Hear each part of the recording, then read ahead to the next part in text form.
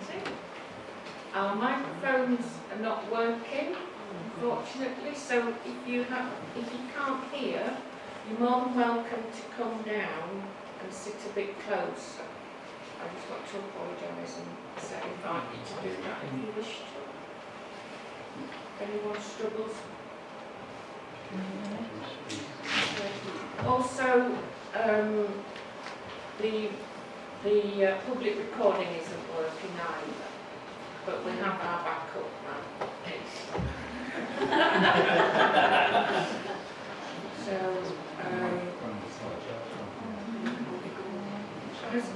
have all councillors signed the signing in sheet? Okay. And have other visitors, have you signed the signing in sheets as well in case of fire evacuation? Yes. Yes. Right. So a fire is not expected, so if the alarm sounds, please evacuate the building quickly and calmly. Please use the stairs and not the lifts. Once outside of the building, please gather outside the Lloyd's Bank on the opposite side of the road.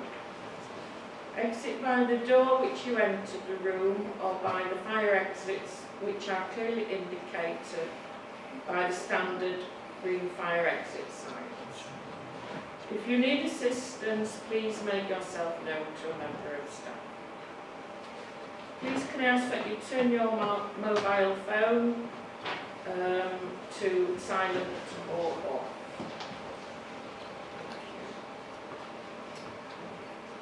Now I'd like to ask, do we have any apologies for this evening? No apologies.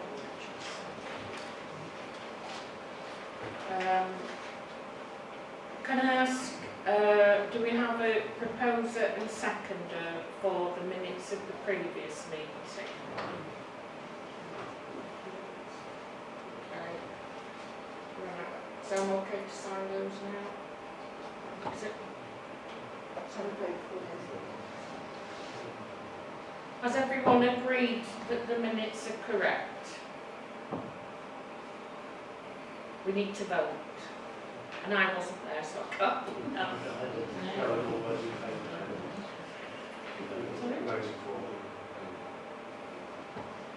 All those in favour, please raise your hand.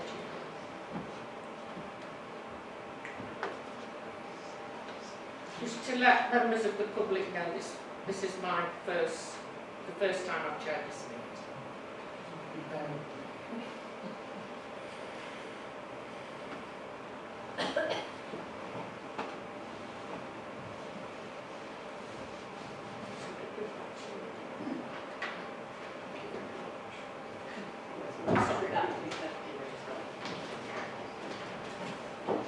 Right, so do we have any declarations of interest, please?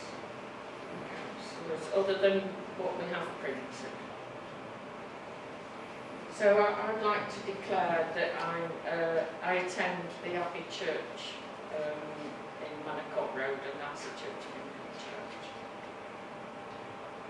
Do we have any declarations of contact? And I've read an email from Reverend Courtney, so that's a declaration that I've read. I believe we were all agreed with that. Is everybody? Okay, thank you. Yeah. Sorry, Councillor Smith? As well as the correspondence that everybody's had, I've also had a couple of conversations with the church following the last meeting. Thank you very much. They're already aware of my opinion from the last meeting, but we'll reconsider tonight. Thank you, Councillor Smith.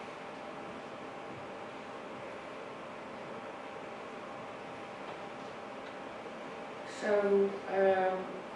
the next item, we have 3 public speakers. We have Councillor Hancock's, Christine Ridgeon, and Reverend David Cook. So we'll start with Councillor Hancock's, and each speaker has 3 minutes. Ooh, sorry. No, we don't. Cancel that. We're having the reports. The officer reports. Thank you, sorry about that.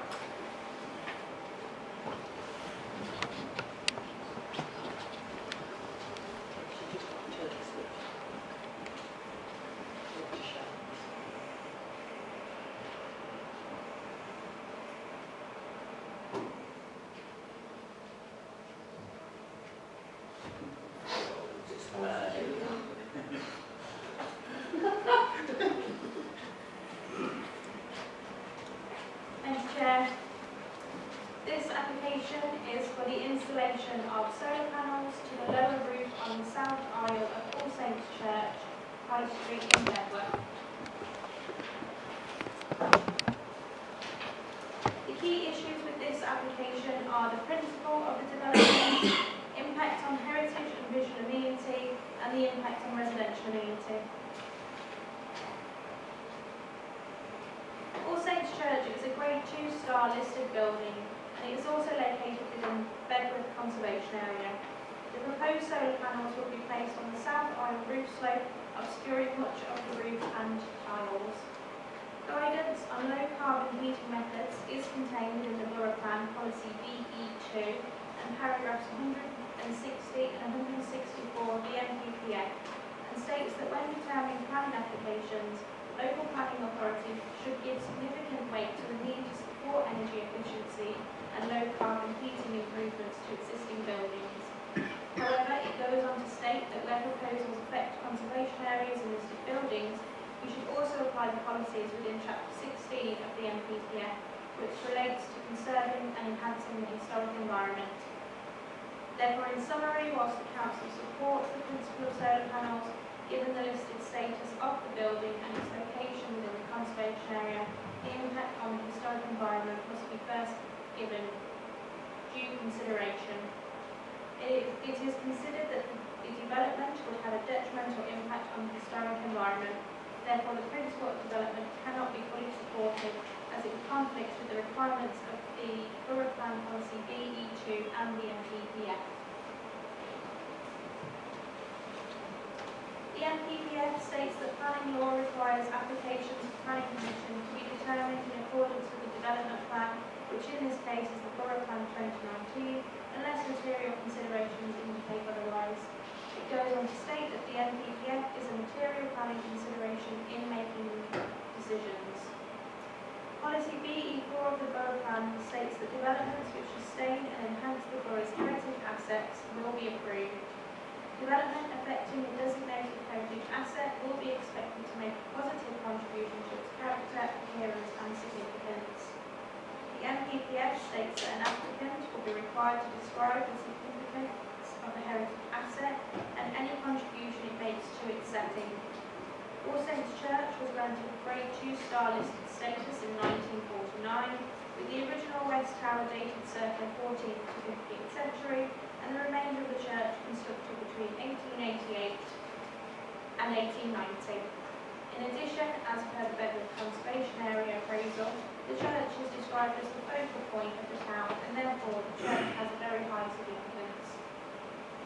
Paragraph 205 of the NPPF states that when considering the impact on the proposed development on the significance of a designated heritage asset, great weight should be given to the asset's conservation, and the more important the asset, the greater the weight should be.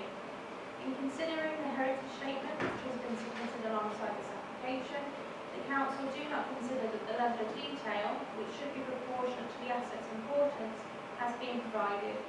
The statement summarises that the development would not create substantial harm, but does not confirm that the proposal would have no impact or harm to the significance of the building or its setting. The NPPF identifies 3 levels of harm to designated heritage assets, which are substantial harm, total loss, or less than substantial harm. In this case, the Council consider that the proposal would severely damage the asset's significance, and therefore the proposal is considered to create substantial harm as described by the NPPF. The heritage statement states that the solar panels cannot be seen from the street. The Council wholly disagrees with this statement. A mock-up of the panels is shown on the slide. The panels will be highly visible from several viewpoints on the High Street, and the installation of solar PV panels to the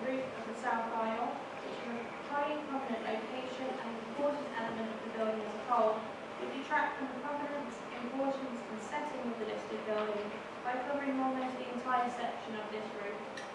The solar panels will also create a visual distraction to the building by introducing a new material which would be visually harmful and an eyesore and would be considered as a poor form of development. It is on balance considered that this development would lead to substantial harm.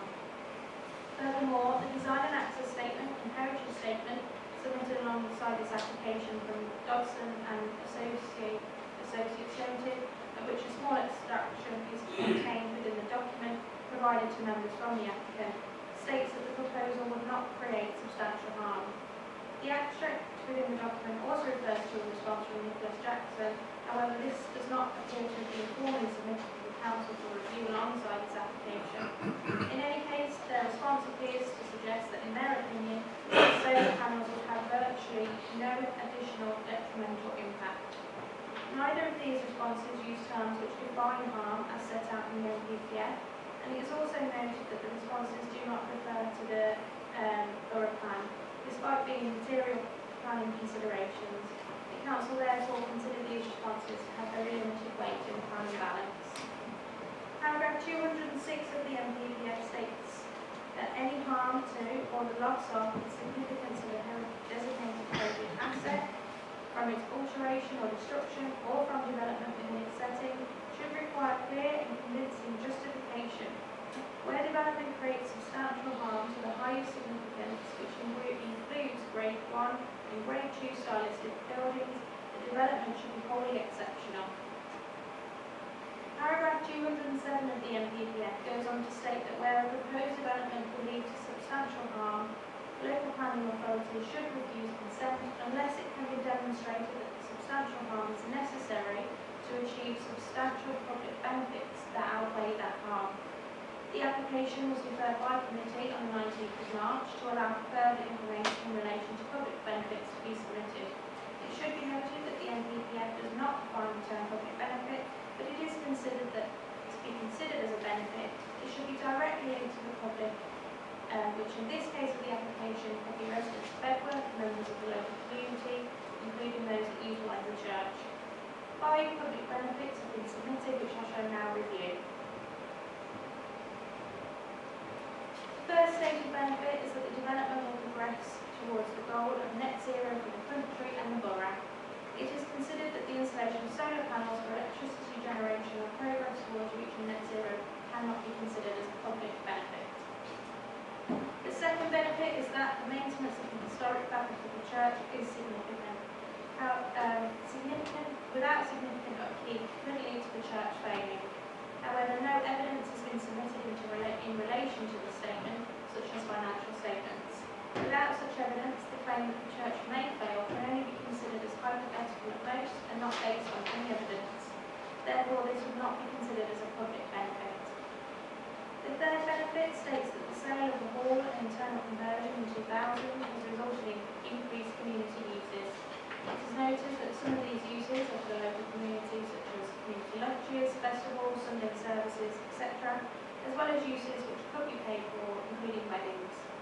In any case, no evidence has been submitted to the Council which states that such activities could not continue without the installation of the solar panels, such as financial information, and so again, this cannot be considered as a public benefit.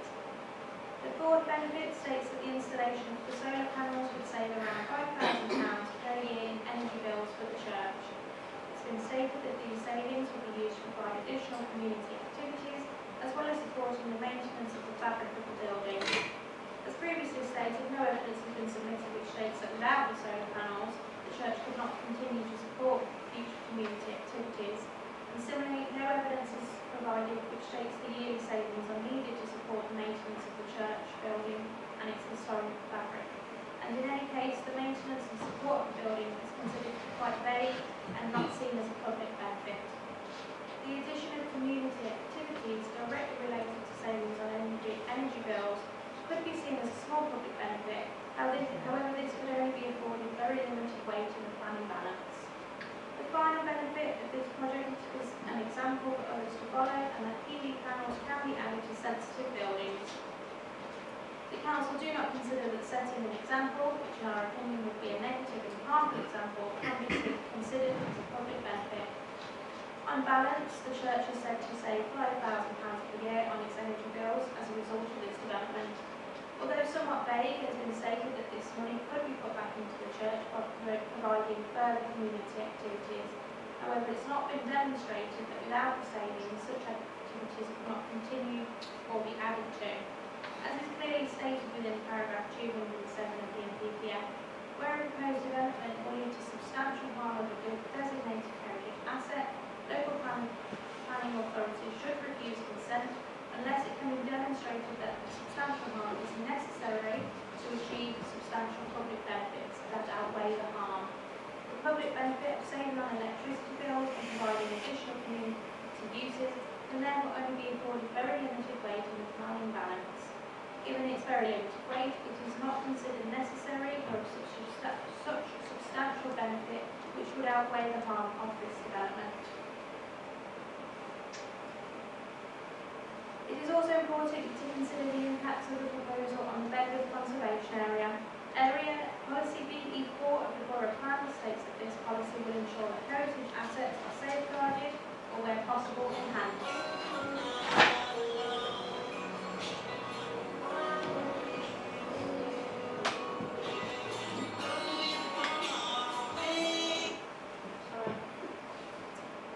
It is considered that the placement of solar panels on this roof slope would have a detrimental and adverse impact on the building and conservation area through unacceptable development within its setting.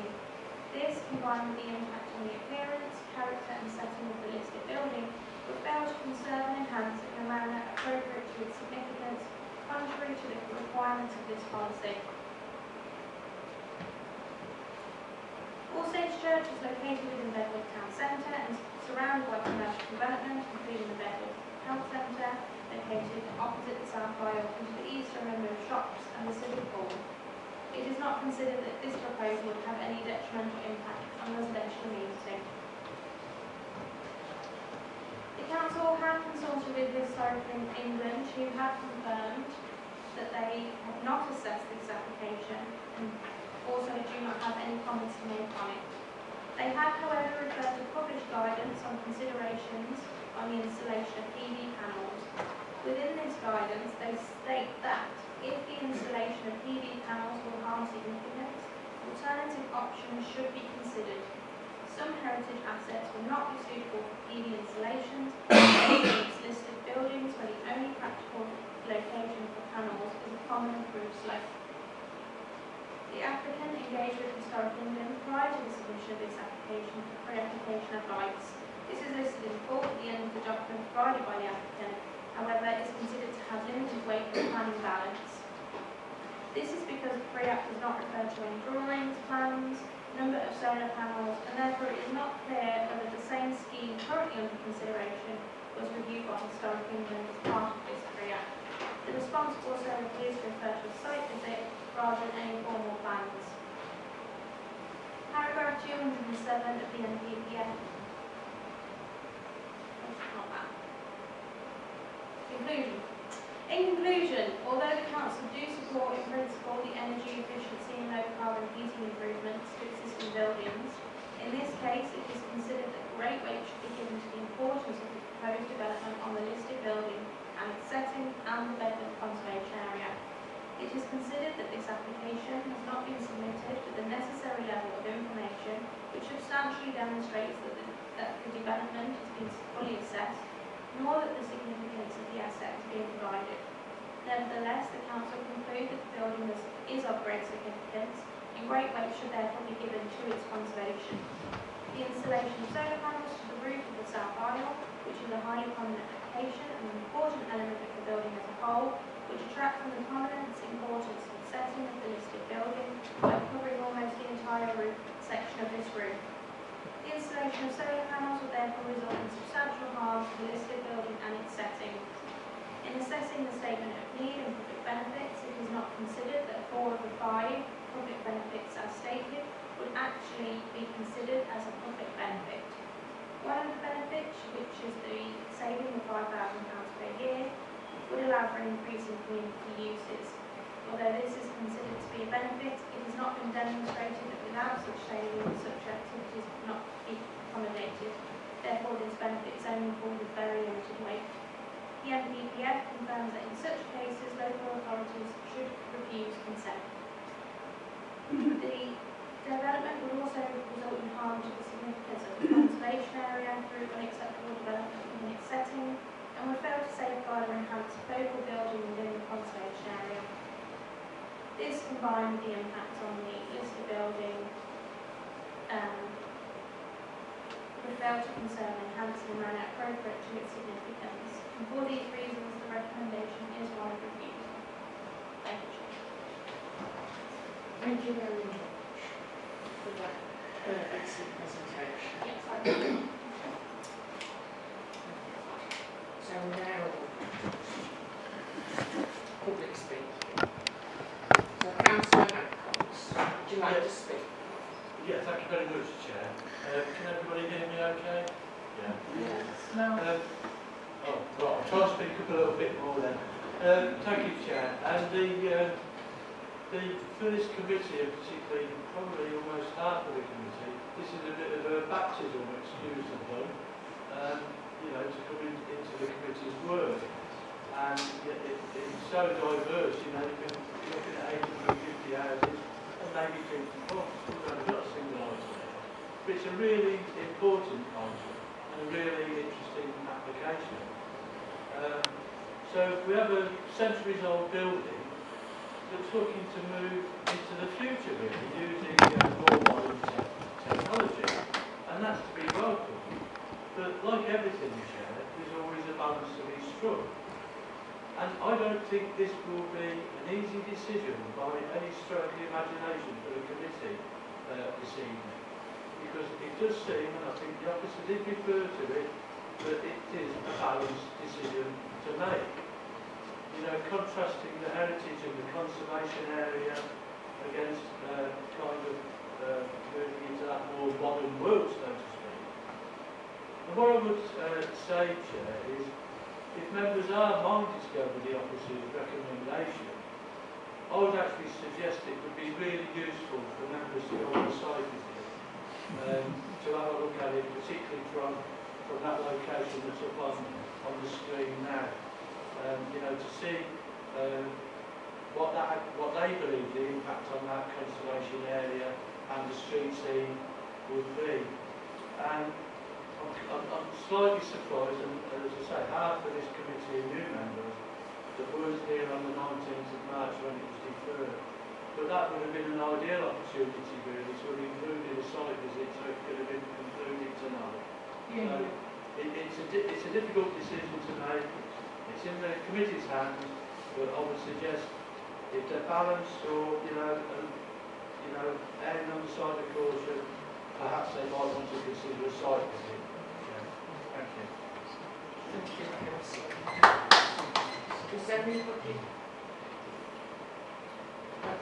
Does anyone need any matters of clarification?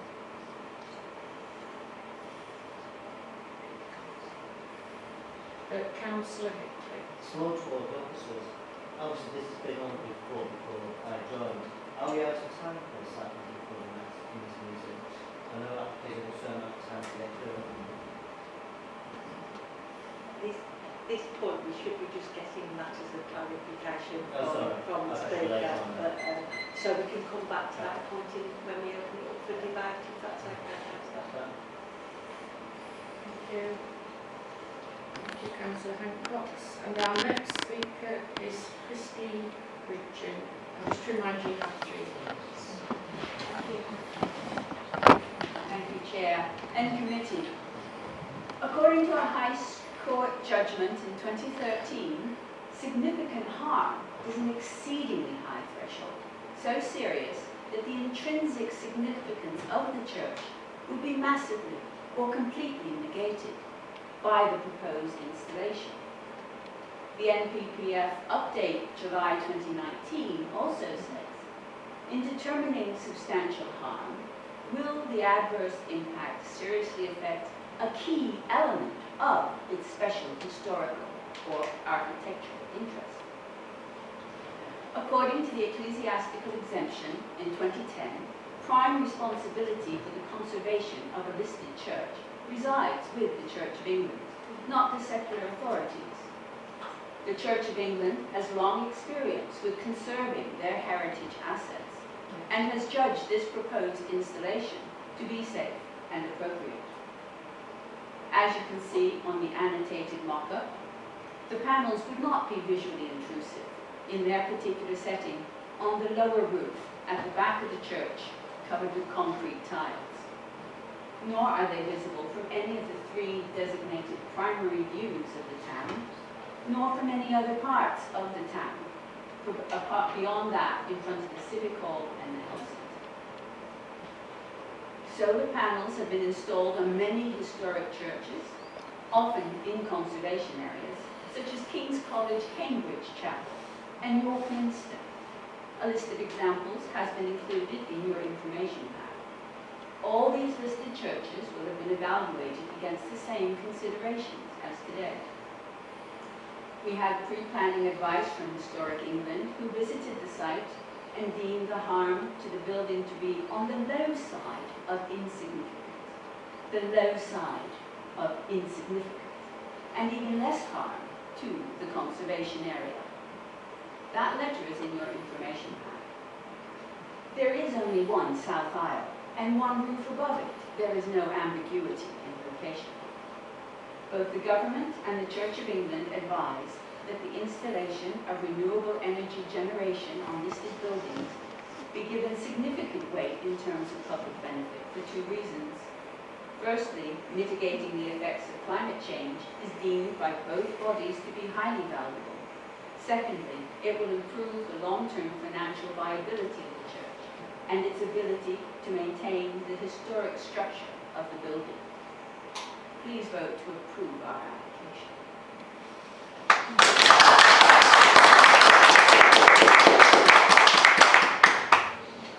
Thank you, Ms. Richard. Do councillors have any questions of clarification to ask Ms. Richard? Thank you. So, Reverend David Holt. Thank you, Chair. Thank you for having us back again to continue considering our application. And I think everyone would agree, last time we discussed the balance between public benefit against the perceived impact of these panels on our heritage. Some of the additional information that's come out talks about potential damage, for example, to the concrete roof during the installation and future removal. I think there's lots of ways which are seeming to talk about how this can be mitigated using professional installers, for example. The tiles in question are modern and we have a spare supply in our cellar and they're available still to be purchased. Historic England gives lots of guidance on how to install panels well, such that there isn't any risk or damage to the building. A question was raised about what energy efficiency improvements we've already implemented. We've provided secondary glazing to internal windows and offices, draft exclusions around doors, new smart thermostats, installation of office spaces, the list goes on. We're really keen to do our bit with the climate crisis. The report highlights an increased risk of fire, but fails to mention that Historic England outlines all the measures required to mitigate this risk to below insignificant. There are over 600 people at the moment who use this space every week. Youth work is increasing, as I mentioned last time. We run a weekly warm hub, community lunches, stuff for the lonely and isolated, dementia cafe, and much more besides. There isn't a day when the building isn't in use. Our expenditure on running the church, it costs about £60,000 a year to cover our running costs. A saving of £5,000 means an 8% more on our budget to do more work in our community. As a rough guide for you, £5,000 equals 2 more warm hub days, another evening of youth work each week.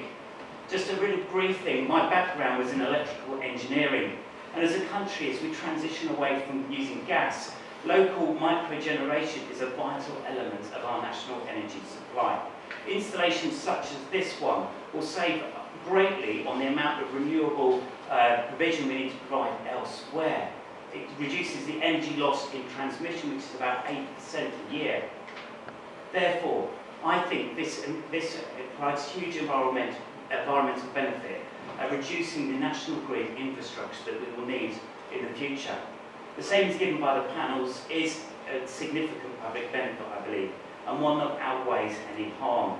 In historic England's words, the low end of less than significant harm that some barely visible solar panels will make to our modern concrete tiled roof and the conservation area in general. Thank you.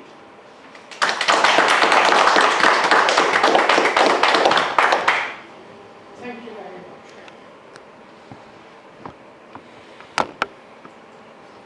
So, does anyone require any clarifications? Councillor Chadwick. Thank you, Chair. Yes. Could you clarify for me, first of all, the age of the church, approximately? So there's two bits to it. So the tower is between 14th and 15th century, and the main bit, the rest of the church was falling down, so it got knocked down and replaced about 1890, 1888 to 1890, so Brilliant. about 2 years built. So I recall our officer, Yasmin, talking about the old materials.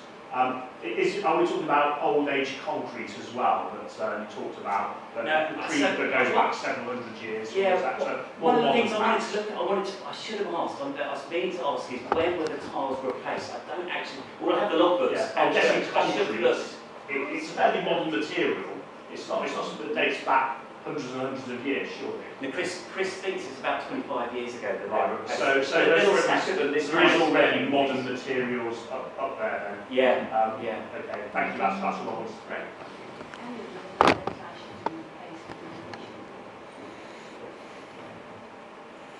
Thank you, Councillor.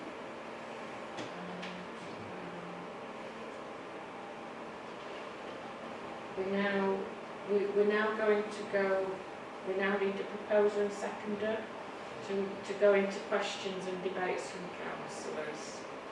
So I'm propose. happy to propose so we can move to discussion, Chair. Thank you. Do we have a Second seconder? that, Chair. Thank you, Councillor Smith. No. So we're just going into questions and debate now. So does anybody have any questions to the report? It's not really a question, but I mean, I'm not saying my piece really. Yeah. So obviously this came before us a couple of months ago, so it's good to have this back. And I think we were all in agreement at the time, those of us who were there, that we were pretty much in favour of having the solar panels. We didn't have any issues, although we did have a long discussion about it. And I hope that sort of still stands today, and that we will sort of look to approve them, because nothing has really changed. It's good to see on the report that we do have the two conditions on page 24 at the back of the report. So if we are minded, it actually does now tell us that we can accept it, and we've got the two proposals, the two conditions there. So they are on the back, paragraph 1 and paragraph 2 it's listed as. So I've sort of drawn members to have a look at those sort of two paragraphs there. So hopefully they will sort of look at that. I'd like to pick up on the public benefits as well, because this seems to be something that's fairly in the balance, and it seems to be that you think that it's on the wrong side of that balance. And I just wonder how many people it would take, if we had to put a number on it, using this facility, it would have to become of public benefit.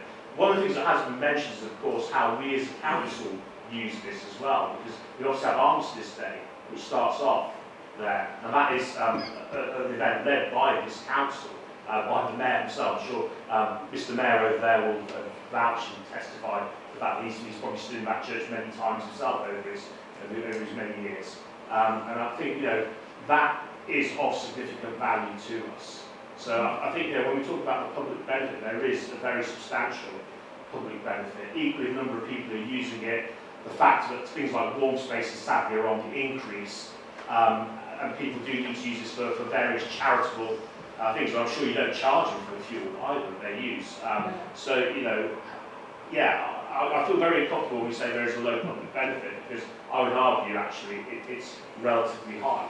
And it's not just used by members of the church, it's used by the community, which is much greater as a body. My second point comes to this mock-up that we're looking at here right now. And we can sort of see the solar panels, and I think you said, Yasmin, that they were intrusive. Well, I'm looking at that, and I'm not seeing that they are interested. I guess I can see them, but my eye isn't sort of drawn to them straight away. It's not the first thing I noticed. We've also got trees there, and when those trees are in bloom, they will even further take away and break up that view. So I'm really struggling. I mean, the colours, that it's a muted colour, photovoltaic, lighting, panels are by their nature very, very dark. I know they might have a slightly reflective sheen on them when the sun hits them at certain angles. But, I've been and had a look at the church myself on a couple of occasions, and I really can't see what the issue is in terms of it being an obtrusive thing that's going to take away from it. The Reverend cleared up my final point, which I think was on the materials, which again, he talked about the fact that this is an old church and preservation, yada, yada, yada. But then he also sort of turned around and said, we've got packed tiles on and made out of concrete that are about 25 years old. Well, we've kind of already got this mixture of old and new going on. And as Councillor Hancock's quite clearly sort of stated himself, things do evolve, things change. We can't necessarily preserve things always the way we would like, but sometimes we do have to tweak and change things to adjust the time. So for me personally, I really don't have any issues, and I would be quite happy to accept the two recommendations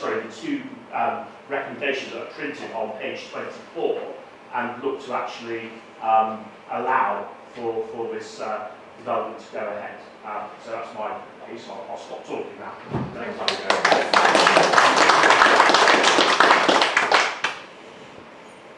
Would anyone else like to speak? Councillor Connicott, please.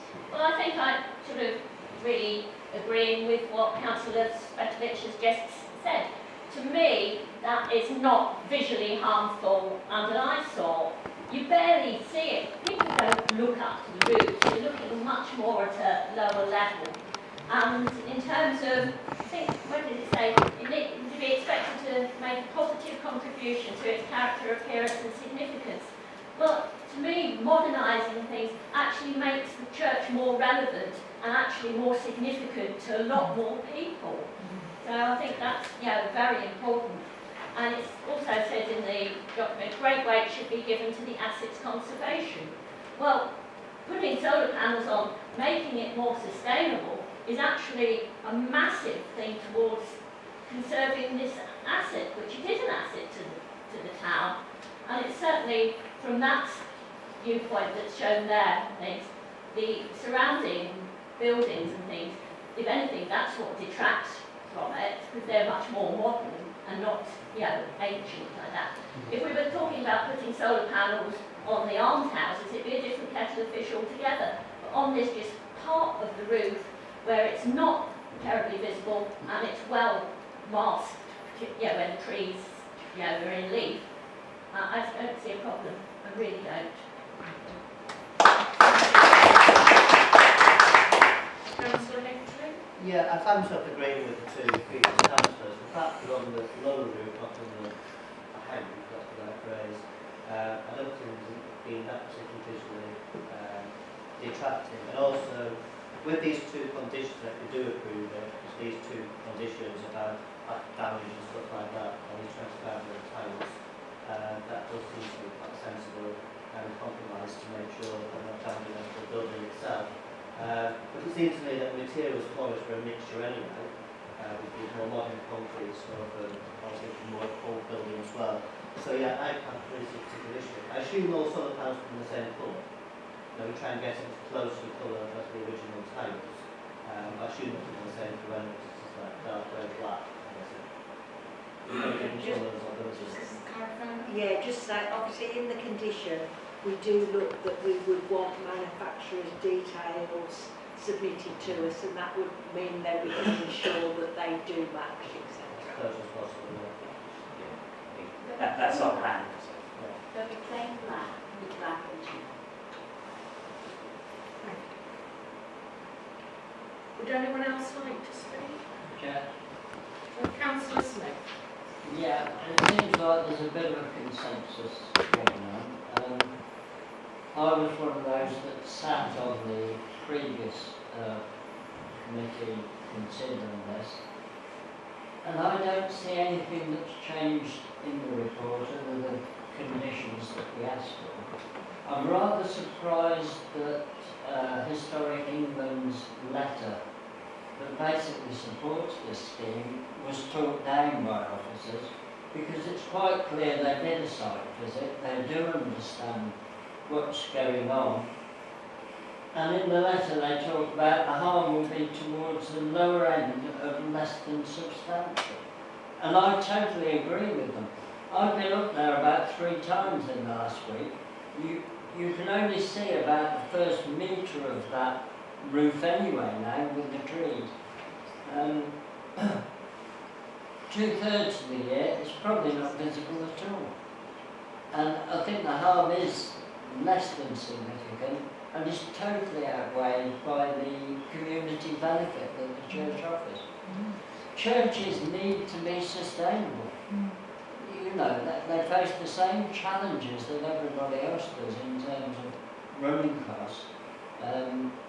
And churches can close if they're not sustainable. So anything they can do to modernise and cut their costs, I think must be applauded. So for me, nothing has changed to change my opinion from the previous committee meeting, which was to vote against the recommendation.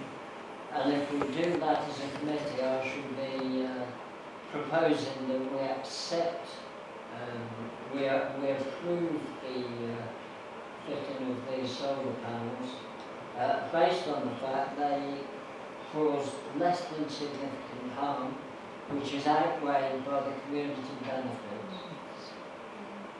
Thank you, Councillor Wilson. Thank you, Chair. I need to correct the record because it wasn't a unanimous opinion last time. I think I was the sole voice of dissent.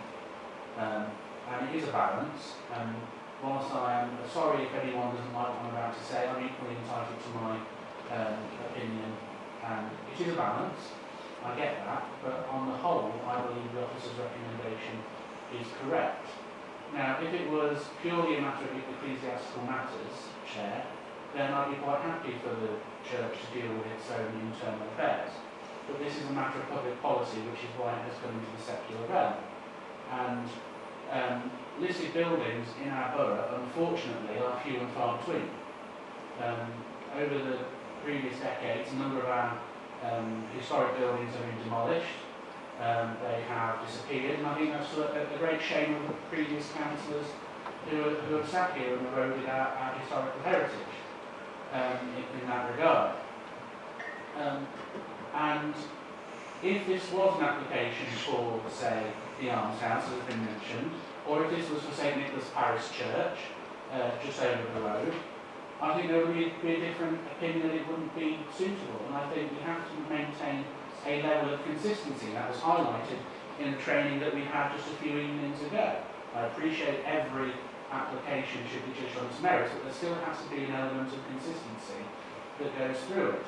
No one is denying the very laudable aims that the church is putting forward that it wants to do with that extra money and its resources and its facilities. I completely get that, but this is a unique historical building in the heart of Bedworth Town Centre. It's probably alongside the almshouses, the 2 most historical aspects in Bedworth. And it is in such a public realm, that's why I believe it is of public importance that we are dealing with it. And unfortunately, I can guess which way the wind is blowing, Chair, but I fall down on the officer's side. I've listened very carefully to the arguments put forward to demonstrate the exceptional nature of the application, and I think the officers have impartially and unemotionally assessed them, and I agree with their assessment. So I will be voting with the recommendation because I believe protecting our heritage assets is of vital importance for the future. Thank you, Councillor. Does anyone else like to speak? Can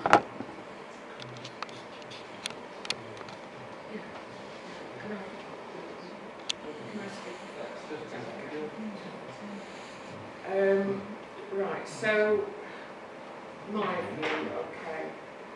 So planning policy requires us to balance issues, and one of those issues is climate change, and it's your duty to the whole community.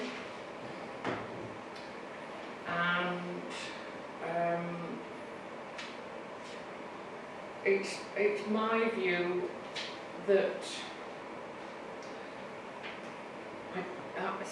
that we can't that there isn't that it causes harm. So the balance is harm and sorry, I've lost my thread now. It's harm versus benefit.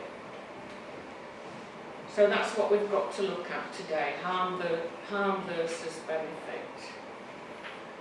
And if we look at the harm,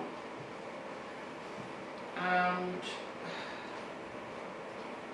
quite honestly, I can't see any harm. Looking up at the church, it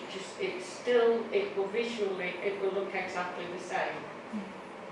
Now, if the proposal was to have the panels on the high-pitched roof, I would agree with the harm to that. But on the lower ones, I cannot see any harm there. And so for me, the benefits, we're doing that balance between benefits and harm. I fall on the side of benefits. So that's my case. Yeah, thank you, Chair. I just wanted to address the committee to try and bring some of what is happening in the debate within the framework of how you're intending to make a decision today. So, as you've both everyone's identified, the key issues are harm and benefits.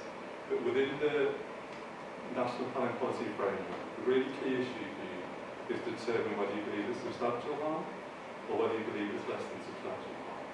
Because if you believe it's substantial harm, then the hurdle that those benefits will need to cross is very, very high. If you believe that it's less substantial harm, the benefits still have to outweigh the harm that's caused by the development in this case. But fundamentally, that hurdle is slightly lower. The key point, though, is as your officer said, in the National Planning Policy framework, it does say, irrespective of the level of harm, you have to give great weight to the protection of the assets. Obviously, these are all words, but the reality is, from your point of view, it's about balance. You have to take a view on how significant you consider the harm to be. You have your advice from your officer on that. You're free to disagree with that if you choose. And you also then have your view on what the benefits are, and you also have your officer's advice on those. That's point two. But ultimately, it's a decision for members. Members have to take a view on those two key points as they relate to the National Planning Policy framework. Because if all decisions we make, we have to make in accordance with policy. We have to make sure that there's a consistent, clear and transparent and logical trail from getting from A to B. I just wanted to, before you sit down and consider that, just wanted to put this in the framework of how you must be making a decision. Thank you. Do we have any more? Does anybody want to debate anything?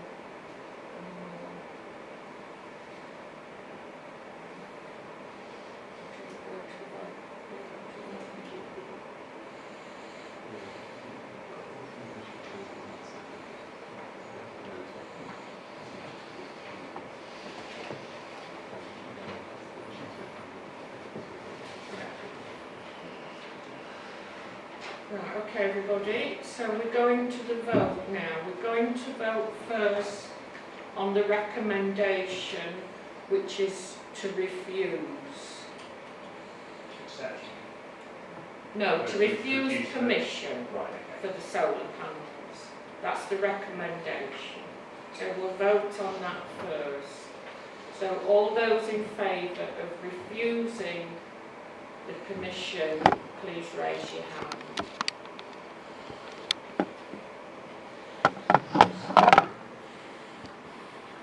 All those against? Abstentions? Are you clear, Bim, what we voted? Yeah. So you want to abstain? Yeah, okay, thank you. Right, so that recommendation is lost. So we now have to vote for, sorry, what's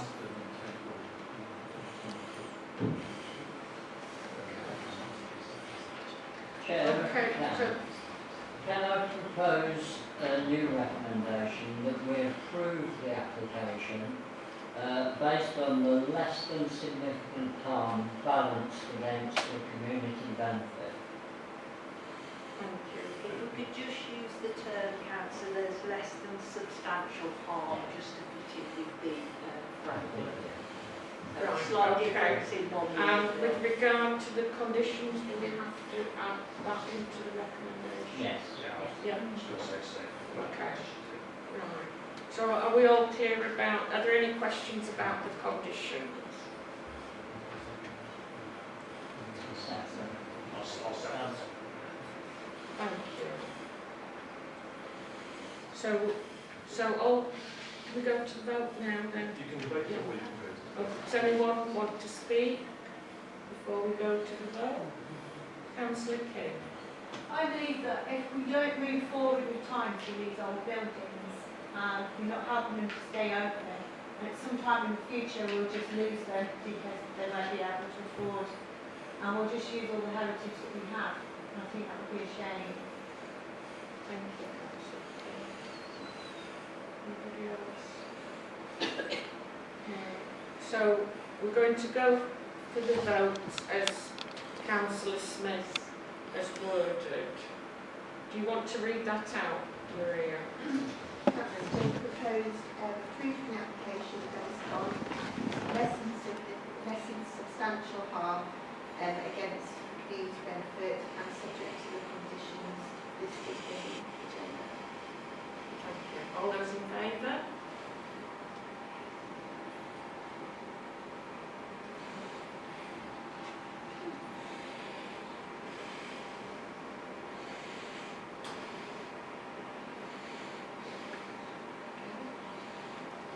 Sorry, did you get that? Yeah, you got that, Maria. Against?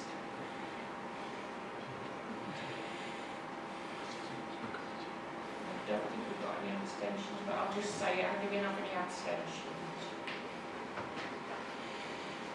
Thank you. So that's carried then.